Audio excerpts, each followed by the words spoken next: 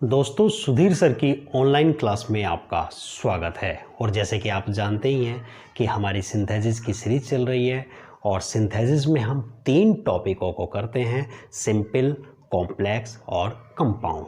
Simple sentences हम complete कर चुके हैं और आज हम सिंथेसिस के अंदर कॉम्प्लेक्स सेंटेंस और कंपाउंड सेंटेंस का अध्ययन करेंगे और जिनको हम ये टॉपिक करते हैं हम क्लोजेस के अंदर। ये टॉपिक आपका कोई भी कॉम्पिटिटिव एग्ज़ाम्स हो और चाहे एक अच्छी इंग्लिश की बात हो, चाहे आपके डायरेक्ट इनडायरेक्ट हैं, चाहे आपके एक्टिव पैसिव हैं, चाहे आपके एरर्स की बात हैं, चाहे interchange of simple complex compound को जो आपस में ये इंटरचेंज कराते हैं, जो कि टीजीटी और पीजीटी में कई क्वेश्चंस एग्ज़ाम में पूछे जाते हैं, बहुत इंपॉर्टेंट होता है और बच्चों को इसमें प्रॉब्लम भी बहुत होती है और डिमांड भी बहुत रहती है। बच्चे खुद मुझसे कहते हैं कि सर इस टॉपिक को करा दीजिए। तो आज हम क्लोजेस को शुरू कर रहे हैं और क्लोजेस में हम करेंगे कॉम्प्लेक्स और कंपाउंड। तो इस वीडियो में आप जानेंगे कि कॉम्प्लेक्स कितने प्रकार से बनते हैं, सिंपल प्रिंसिपल क्लोज क्या होती है, सबऑर्डिनेट क्लोज क्या होती है, कोऑर्डिनेट क्लोज क्या होती है और सबऑर्डिनेटिंग कंजक्शंस क्या होते हैं। ये सब आपको इस वीडियो में क्लियर होने वाला है। तो बने रहिए हमारे साथ और वीडियो को पूरा देखिए, अंत तक देखिए और निश्चित रूप से मैं आपको भरोसा दिलाता हूं कि आप कॉम्प्लेक्स और कंपाउंड बहुत अच्छी तरीके से सीख जाएंगे। तो दोस्तों, मैं आपको बताऊं जो क्लोजेस हैं, देखिए क्लोजेस क्या है, ये एक उपवाक्य है। क्लोजेस क्या है? उपवाक्य है और ये 3 प्रकार की क्लोजेस हम आपकी 3 प्रकार की होती है। थोड़ा सा पेशेंस रखेंगे और वीडियो को देखते रहेंगे, आप सीख जाएंगे। क्लोजेस 3 प्रकार की हुई, एक आपकी प्रिंसिपल क्लॉज और दूसरी आपकी सब ऑर्डिनेट क्लॉज और तीसरी क्लॉज है आपकी कोऑर्डिनेट क्लॉज। दोस्तों देखिए, जो सबऑर्डिनेट क्लॉज है इससे वाक्य बनता है आपका कॉम्प्लेक्स और जो कोऑर्डिनेट क्लॉज है इससे वाक्य बनता है आपका कंपाउंड। कैसे? अभी तो मैं आपको केवल थ्योरेटिकल बता रहा हूं, तो ये भी पता होना चाहिए। देखिए, आप क्या होगा जी, एक प्रिंसिपल क्लॉज है तो चाहे वाक्य आपका कॉम्प्लेक्स है और चाहे वाक्य आपका कंपाउंड है, उसमें एक प्रिंसिपल क्लॉज जरूर होगी। क्लियर? तो एक प्रिंसिपल क्लॉज प्लस एक सबऑर्डिनेट क्लॉज, तो आपका वाक्य बन गया आपका कॉम्प्लेक्स। एक प्रिंसिपल क्लॉज और एक उसमें कोऑर्डिनेट क्लॉज, तो वाक्य बन गया आपका कंपाउंड। क्लियर? समझ में आ रहा है? अभी क्या होता है प्रिंसिपल क्लॉज और क्या होती है सबऑर्डिनेट क्लॉज, मैं सब आपको बता दूंगा। तो देखिए, सबऑर्डिनेट क्लॉज भी, आप कंफ्यूज मत होना, सबऑर्डिनेट क्लॉज भी आपकी 3 प्रकार की होती है। एक नाउन क्लॉज, दूसरी एडजेक्टिव क्लॉज और तीसरी एडवर्ब क्लॉज। तीसरी आपकी एडवर्ब क्लॉज। तो जाहिर सी बात है, जब आपकी सबऑर्डिनेट क्लॉज 3 प्रकार की हुई है, नाउन क्लॉज, एडजेक्टिव क्लॉज और एडवर्ब क्लॉज, तो आपका कॉम्प्लेक्स सेंटेंस भी कितने प्रकार से बन जाएगा? 3 प्रकार से बन जाएंगे। जब आप बुक में पढ़ेंगे तो आप जानेंगे कि आपकी सबऑर्डिनेट क्लॉज 3 प्रकार की होती है, नाउन क्लॉज, एडजेक्टिव क्लॉज और आपका एडवर्ब क्लॉज। तो यानी कि कॉम्प्लेक्स सेंटेंस जो आपके बनेंगे वो सबऑर्डिनेट क्लॉज से बनेंगे। और मैंने एक पहले भी क्वेश्चन किया था और अक्सर इस बात को पूछ लेते हैं इंटरव्यू वगैरह में भी। अब तो इंटरव्यू नहीं रहा, टीजीटी पीजीटी में बहुत पूछते थे कि what is difference between complex and compound, complex और कंपाउंड में क्या डिफरेंस है। तो दोस्तों देखिए, कॉम्प्लेक्स सेंटेंस में क्या होता है, एक प्रिंसिपल क्लॉज होती है और एक आपकी सबऑर्डिनेट क्लॉज होती है, जबकि कोऑर्डिनेट क्लॉज यानी कि कंपाउंड में एक प्रिंसिपल क्लॉज होती है और एक या एक से ज़्यादा आपकी कोऑर्डिनेट क्लॉज है। क्लियर? यानी कि कॉम्प्लेक्स सेंटेंस में आपकी सबऑर्डिनेट क्लॉज होती है और कंपाउंड सेंटेंस में आपकी कोऑर्डिनेट क्लॉज होती है। क्लियर? अब जब हम आपके कॉम्प्लेक्स बनाएंगे तो कॉम्प्लेक्स आपके तीन तरह से बनेंगे, यानी कि एक प्रिंसिपल क्लोज प्लस एक नाउन क्लोज, एक प्रिंसिपल क्लोज प्लस एक एडजेक्टिव क्लोज, तब भी आपका कॉम्प्लेक्स बन गया, एक प्रिंसिपल क्लोज प्लस एक एडवर्ब क्लोज, तो आपके इस प्रकार से कॉम्प्लेक्स सेंटेंस तीन प्रकार से बन जाएंगे। तो आज हम अपनी शुरुआत कॉम्प्लेक्स से कर रहे हैं और कॉम्प्लेक्स में भी वन बाय वन हम एक एक करके करेंगे। पहले हम बात करेंगे कॉम्प्लेक्स सेंटेंस में नाउन क्लोज का प्रयोग करके। तो ये आपको क्लियर हो गया होगा कि आपके कॉम्प्लेक्स सेंटेंस तीन प्रकार से बनते हैं, नाउन क्लोज, एडजेक्टिव क्लोज और एडवर्ब क्लोज से। तो आप स्क्रीनशॉट ले सकते हैं और फिर आगे बढ़ाते हैं।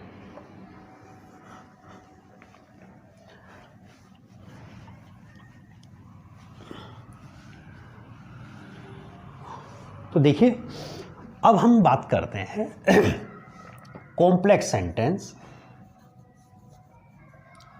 कॉम्प्लेक्स, और कॉम्प्लेक्स में पहले शुरू कर रहे हैं हम नाउन क्लोज का प्रयोग करके। नाउन क्लोज, नाउन क्लोज का प्रयोग करके वाक्य को कॉम्प्लेक्स बनाना। क्लियर? अब देखिए नाउन क्लोज है तो दोस्तों मैं आपको थोड़ा सा दूसरे टॉपिक से जोड़ते हुए, आपने डायरेक्ट इनडायरेक्ट किए थे, तो डायरेक्ट इनडायरेक्ट जो आपने किए थे, आपने असर्टिव वाले यानी कि जिनको आप दैट से जोड़ते थे, और आपके इंटरोगेटिव जिनको आप when, why, where, how, question word से जोड़ते थे। तो दोस्तों मैं आपको थोड़ा सा जोड़ दूं, बता दूं, तो जो आपने असर्टिव सेंटेंस किए डायरेक्ट इनडायरेक्ट में और जो आपने इंटरोगेटिव सेंटेंस किए, वो टोटल आपकी क्या है, वो कॉम्प्लेक्स सेंटेंस है, वो आपकी नाउन क्लोज है। उन दोनों से आपकी क्या बन जाती है, असर्टिव और इंटरोगेटिव वाले वाक्यों से वो आपकी नाउन क्लोज बन जाती है। मैं आपको एक सेंटेंस लिखता हूं, ठीक है ना। Mohan has completed the work, full stop. और दूसरा वाक्य लिखा मैंने, आई नो इट। देखिए ये दो सिंपल सेंटेंस है। हमारा टॉपिक क्या था, दो सिंपल सेंटेंस को मिलाकर एक सिंपल सेंटेंस बनाना, दो सिंपल सेंटेंस को मिलाकर एक कॉम्प्लेक्स सेंटेंस बनाना, और दो सिंपल सेंटेंस को मिलाकर एक कंपाउंड बनाना। आज हम कर रहे हैं कॉम्प्लेक्स सेंटेंस। तो हमने दो सिंपल सेंटेंस लिखे, Mohan has completed the work, Mohan ने कार्य कंप्लीट कर लिया है। आई नो इट, मैं इस बात को जानता हूँ। इट आया है आपका कि मोहन ने ये कार्य कर लिया है। Clear?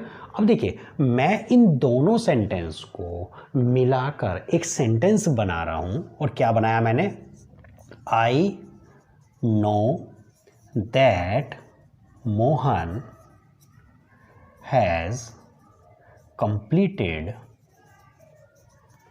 The work, Mohan has completed the work. मैंने ये एक दोनों सेंटेंस को, दो सिंपल सेंटेंस को मिलाकर ये एक सेंटेंस बनाया है, और ये आपको बता दो ये कॉम्प्लेक्स सेंटेंस है।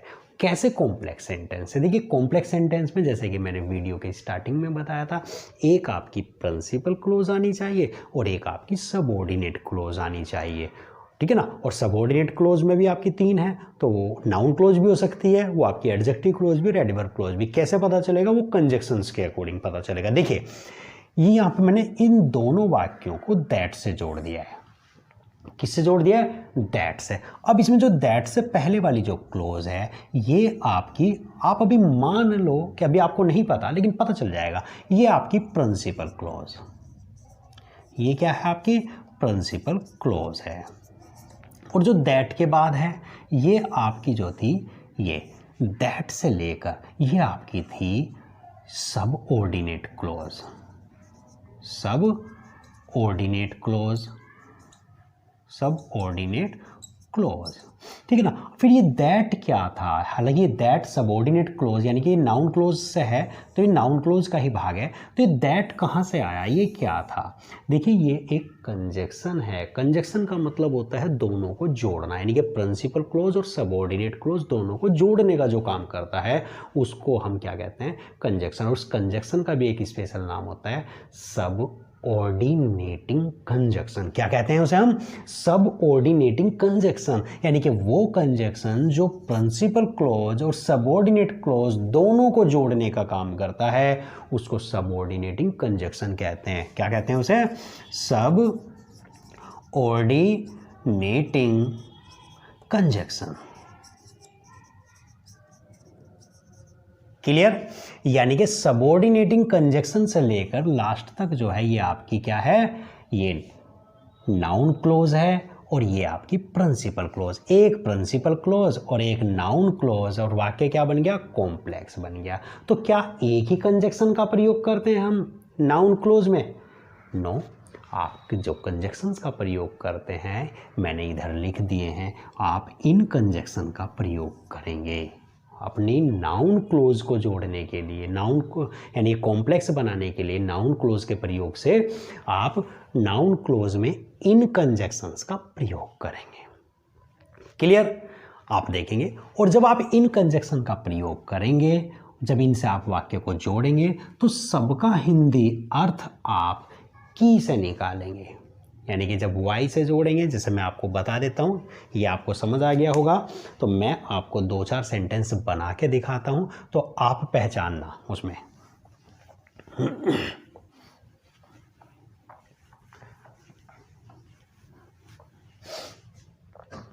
जैसे कि I know where he lives, full stop. आप देखेंगे यहाँ पर हमने वाक्य को किससे जोड़ा है? वेयर से जोड़ा है। तो ये जो वेयर से जो वाक्य शुरू हुआ ये आपकी क्या है? सब ऑर्डिनेट क्लोज है। क्या है? सब ऑर्डिनेट क्लोज, यानी कि नाउन क्लोज है। क्या है? नाउन क्लोज है। और ये वेयर से पहले जो है ये आपकी क्या है? ये प्रिंसिपल क्लोज है। ये क्या है? Principal clause. अब जब ये वेयर से हमने जोड़ा तो ध्यान रखेंगे जो ये आपकी नाउन क्लोज है, और नाउन क्लोज यहाँ पर आप गौर से देखें क्वेश्चन वर्ड के बाद आपकी ये इंटरोगेटिव में नहीं होती। यानी कि आप जब डायरेक्ट इनडायरेक्ट भी आपने देखे होंगे कि जब हम किसी क्वेश्चन वर्ड से वाक्य को जोड़ते थे, किसी क्वेश्चन वर्ड से जोड़ते थे, तो क्वेश्चन वर्ड के बाद वाक्य को क्या बनाते थे आप? असर्टिव। तो नाउन क्लोज भी आपकी जब किसी क्वेश्चन वर्ड से जुड़ी होगी तो उसके बाद असर्टिव आएगा, यानी कि आपका सब्जेक्ट आना चाहिए। इसे इंटरोगेटिव में नहीं बनाएंगे। अगर आपने इंटरोगेटिव बना दिया तो वो वाक्य आपका गलत हो जाएगा। अगर मैं इस वाक्य को ऐसे बना दूं, I know where does he live, तो गलत हो जाएगा आपका वाक्य। अब क्योंकि ये वाक्य असर्टिव है तो बाद में क्वेश्चन मार्क भी नहीं लगेगा। आई होप आप समझ गए होंगे। अब मैं आपको बता देता हूं कि आप दैट का प्रयोग कब करेंगे, आप इफ़ या वेदर का प्रयोग कब करेंगे, और क्वेश्चन वर्ड का प्रयोग कब करेंगे। तो देखिए, अगर आपको लगता है कि कर्ता अपनी जो भी वो बात कह रहा है, अपनी किसी बात पे श्योर है, उसे अपनी किसी बात पर मतलब पूरा है, जैसे कि वो कह रहा है कि मोहन पास हो गया है और मुझे पता है, आई नो, मैं जानता हूँ। तो देखिए कर्ता क्या है? आई नो, मैं जानता हूँ। तो कर्ता अपनी बात पे क्या है? श्योर है, उसे अपनी बात पर पूरा यकीन है। जब उसे अपनी बात पर यकीन है और वो श्योरिटी है उसमें, तो हम दैट का प्रयोग करते हैं। तो श्योरिटी के, ठीक है ना, श्योरिटी के लिए हम क्या करेंगे? दैट का प्रयोग करेंगे। जब कर्ता को अपनी किसी बात पर डाउट है, डाउट की स्थिति में आप, उसे पता नहीं है कि काम कब होगा कब नहीं होगा, कुछ क्वेश्चन कर रहा है वो, जैसे कि मुझे नहीं पता कि वो कल स्कूल जाएगा या नहीं, नहीं पता, उसे डाउट है। जब डाउट की स्थिति है, I don't know whether he will go to school tomorrow और नॉट, वो कल स्कूल जाएगा या नहीं जाएगा। देखिए कर्ता को डाउट है, कर्ता कुछ जानना चाह रहा है। जब भी कुछ जानना चाह रहा है कि क्या आप मुझे, मैंने मोहन से पूछा कि क्या आप मुझे कॉलेज तक छोड़ दोगे, जब कुछ जानना चाह रहा है, कुछ क्वेश्चन कर रहा है व्यक्ति, या फिर कोई डाउट है उसे, आई एम नॉट श्योर, मैं श्योर नहीं हूँ, कर्ता कह रहा है कि मैं श्योर नहीं हूँ, आई डाउट, मुझे डाउट है, तो देखिए आई एम नॉट श्योर या आई डाउट, तो आप इफ़ का प्रयोग करेंगे, इफ़ या वेदर का। और यदि कर्ता अपनी बात पर कंफर्म है, अपने उसे श्योर है, जैसे कि आई एम श्योर, मुझे पूरा यकीन है, that Mohan will help him, कि वो उसकी सहायता करेगा। तो देखिए यहाँ पे कर्ता श्योर हो रहा है किसी बात पे, तो आप दैट का प्रयोग करेंगे। तो पहले मैंने दो कंजक्शन को क्लियर करा, जब कर्ता अपनी बात पर श्योर होगा तो दैट का प्रयोग करो, और जब कर्ता अपनी बात पर कुछ क्वेश्चन कर रहा है या फिर उसे डाउट की स्थिति है तो आप इफ या वेदर का प्रयोग करेंगे। बाकी में क्या करेंगे, बाकी जो जितने भी क्वेश्चन वर्ड हैं, आप क्वेश्चन वर्ड देख रहे हैं तो सेंटेंस में कोई क्वेश्चन दिया होगा तो आप उसी क्वेश्चन वर्ड से जोड़ देंगे और क्वेश्चन वर्ड के बाद वाक्य को असर्टिव बना देंगे। कैसे, मैं आपको यहाँ पे करके दिखाता हूँ, ठीक है ना। जैसे कि when will he come? I don't know. मैं नहीं जानता। देखिए मैंने दो क्वेश्चन यहाँ पे लिखे हैं, दो simple sentence. When will he come? I do not know. मैं नहीं जानता। इन दोनों वाक्यों को जोड़कर आपको एक कॉम्प्लेक्स सेंटेंस बनाना है, वो भी नाउन क्लोज का प्रयोग करते हुए।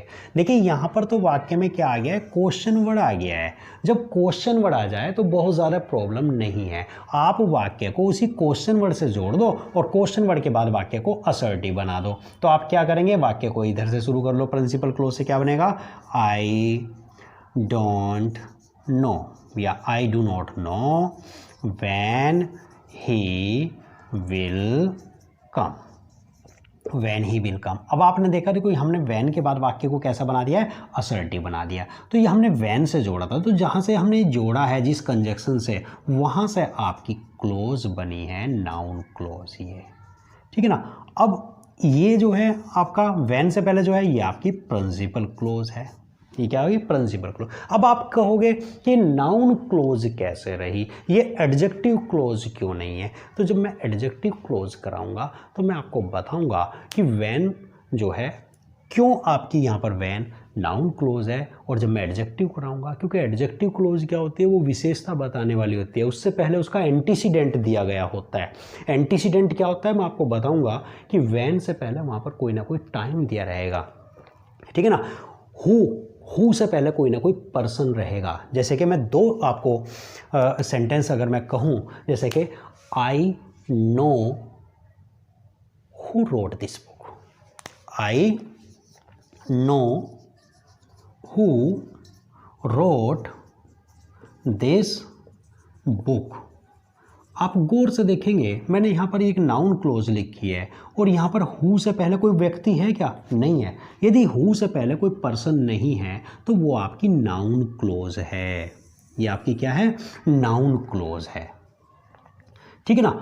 और यदि हु से पहले कोई व्यक्ति होगा तो जो हु से पहले वो व्यक्ति है, वो पर्सन है, वो उसका हु का एंटीसीडेंट है और वो क्या बन जाएगी, आपकी एडजेक्टिव क्लोज बन जाएगी। तो अंतर क्या आ जाएगा नाउन क्लोज में एडजेक्टिव क्लोज में, कि आपकी नाउन क्लोज से पहले जो एक कंजक्शन होते हैं उससे पहले एंटीसीडेंट नहीं होता। ये एंटीसीडेंट क्या होता है, पूर्व प्रयुक्त होता है। मैं आपको एडजेक्टिव क्लोज में सब बताऊंगा, या आप पढ़ भी सकते हैं बुक से, जब पढ़ेंगे तो आपको मिल जाएगा। जैसे आपका वेयर से पहले कोई प्लेस होना चाहिए, वाई से पहले द रीज़न होना चाहिए, वैन से पहले कोई आपका टाइम होना चाहिए, हु से पहले कोई पर्सन होना चाहिए, क्लियर। तो ये आपको मिल जाएंगे। और अगर आपका एंटीसीडेंट है तो आपकी एडजेक्टिव क्लोज, एंटीसीडेंट नहीं है तो आपकी नाउन क्लोज, और नाउन क्लोज में आप इन कंजक्शन का प्रयोग कर रहे हैं, क्लियर। अगर मैं यहाँ पे बना दूँ I know the man who wrote this book, मैं उस व्यक्ति को जानता हूँ जिसने इस किताब को लिखा था, तो ये आपकी द मैन आ गया हु से पहले, तो वो आपकी एडजेक्टिव क्लोज हो जाएगी। आई होप आप समझ गए होंगे। तो आप अपनी बुक से एक एक करके नाउन क्लोज का अध्ययन करेंगे। तो मैं आपको 2-4 सेंटेंस करा देता हूँ ताकि आप इनका प्रयोग कर सकें।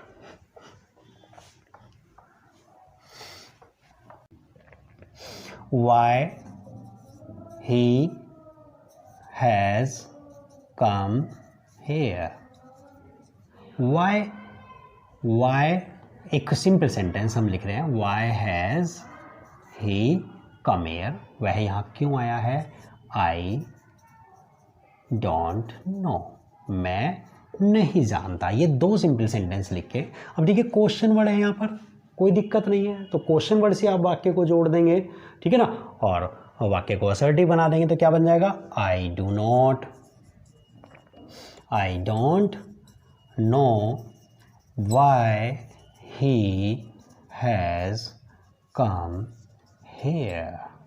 और असर्टिव करेंगे क्योंकि वाई के बाद वाक्य को असर्टिव बना देते हैं, ठीक है ना। तो देखिए इस तरीके से हम वाक्य को जोड़ सकते हैं, वाक्य को हम वाक्य बना सकते हैं। आप इनका अध्ययन अपनी बुक से करेंगे। और अब मैं आपको एक और बात बता दूं, एक बहुत इम्पोर्टेंट बात। देखिए जैसे कि ये आपके आई डोंट नो, ये एक प्रिंसिपल क्लोज हो गई और ये आपकी सबऑर्डिनेट क्लोज हो गई। अब मैं आपसे एक क्वेश्चन कर रहा हूँ, एक क्वेश्चन, और क्वेश्चन क्या है, what is difference between noun and noun close. देखिए नाउन क्लोज क्यों कह रहे हैं हम इसको, क्योंकि नाउन क्लोज, क्लोज आ गया उसमें जुड़ के, नाउन एक कोई शब्द है और नाउन क्लोज एक पूरा वाक्य है जो कि नाउन का कार्य करता है। क्लियर। तो नाउन और नाउन क्लोज में क्या अंतर आ गया, नाउन इज ए वर्ड, जबकि नाउन क्लोज एक पूरा एक वाक्य है जो कि नाउन का कार्य कर रहा है। तो ये आपकी नाउन क्लोज है। जब ये नाउन क्लोज है, जहाँ जैसे कि नाउन है, अब नाउन आपका कहीं सब्जेक्ट का काम करता है, कहीं वो ऑब्जेक्ट का काम करता है ना। जैसे कि मोहन टीचेस मी, कौन पढ़ा रहा है, मोहन पढ़ाता है, तो मोहन कौन हुआ, सब्जेक्ट हुआ। तो जहाँ जहाँ भी आपका नाउन यूज हो सकता है वहाँ वहाँ आपकी नाउन क्लोज यूज हो सकती है। जैसे कि इन नो क्या है, वर्ब, और वर्ब के बाद जब ये क्लोज आ रही है तो ये noun clause as a subject हो गई है। Noun clause, noun clause as a subject, यानी कि जब वर्ब के बाद क्लोज आ रही हो, sorry as a object, as an object. ये क्या बात कह दी मैंने, noun clause as an object. हाँ दोस्तों, जब आपकी नाउन क्लोज किसी एक्शन वर्ब के बाद आएगी, एक्शन वर्ब होगी ना नो, उसके बाद आपकी क्लोज आ रही है यहाँ से ये, ठीक है ना, तो ये आपकी क्या हो गई है, नाउन क्लोज यहाँ वर्क कर रही है एज एन ऑब्जेक्ट। तो ये एज एन ऑब्जेक्ट रिप्रेजेंट क्या, हाँ नाउन क्लोज कई प्रकार से भी कार्य करती है। अगर हम इसके अंदर और जाएंगे, noun clause as a subject, noun clause as an object, noun clause object की तरह काम कर रही है। नाउन क्लोज जब इजएमआर के बाद आएगी तो वो एज अ कम्प्लीमेंट काम कर रही है। कैसे, जैसे कि माई होप इज, देखिए पहले मैं एक एज ए सब्जेक्ट बता दूं, what he is saying, what he is saying is true. अब देखिए यहाँ पर हमने एक क्लोज लिखी, व्हाट ही इज सेइंग, और इज वर्ब आ गई और ये कम्प्लीमेंट हो गया। तो ये पूरी क्लोज है यहाँ से लेकर यहाँ तक। तो ये नाउन क्लोज है और नाउन क्लोज यहाँ पर काहे का काम कर रही है, as a subject, as a subject काम कर रही है यहाँ पर। और यहाँ पर क्या काम कर रही थी, एज एन ऑब्जेक्ट काम कर रही थी। और यदि बी वर्ब के बाद आती है तो वो कंप्लीमेंट का काम करेगी। कैसा काम करेगी, कंप्लीमेंट का काम करेगी। जैसे कि माई होप इज दैट, मेरी आशा है, my hope is that he will get success, कि वो जल्दी ही सफलता प्राप्त कर लेगा। तो इज के बाद जो हमने कहा है, is that he will get success, तो ये that he will get success ये आपकी नाउन क्लोज है, इज के बाद आई है। और ये इज के बाद क्या है, कंप्लीमेंट का काम कर रही है। जब बी वर्ब के बाद क्लोज आती है, इज एम आर वाजवर के बाद जब क्लोज आती है तो कंप्लीमेंट का काम करेगी। ऐसी आप जब अपनी बुक देखेंगे तो आप noun close govern by preposition, ये प्रीपोजिशन के बाद क्लोज आ रही होगी, कहीं आपकी वो इन्फिनिटिव के बाद क्लोज आ रही होगी। तो इस तरीके से आप इनको जो है देख सकते हैं और कर सकते हैं। मैं इसको और डिटेल में जो है आपको बताने की कोशिश करूँगा। नेक्स्ट लेक्चर भी हमारा जो है नेक्स्ट लेक्चर होगा तो मैं इनको और एक्सप्लेन करूँगा। और जब आप एडजेक्टिव क्लोज करेंगे तो नाउन और एडजेक्टिव का कंपेयर करेंगे तो वहाँ भी आपको और ज़्यादा इसमें जो है क्लियरिटी आ जाएगी। तो आप इनको देखते रहिए और पढ़ते रहिए अपनी बुक से भी। और अगर कहीं कोई डाउट है तो आप मुझे कमेंट करके बता सकते हैं, मैं आपकी निश्चित रूप से इस प्रॉब्लम को सॉल्व करूँगा। और आप बने रहिए हमारे साथ, मैं निश्चित रूप से जो है इसको टॉपिक को आपको क्लियर करा दूँगा, इसकी प्रैक्टिस भी कराऊँगा। और जो हमारे चैनल पर नए हैं तो आप हमारे चैनल को सब्सक्राइब कीजिए, शेयर कीजिए और अपने दोस्तों को जो है और लाइक कीजिए और अपने दोस्तों को जो है इस बारे में लाभ उठाने के लिए कहिए। Thank you, bye bye.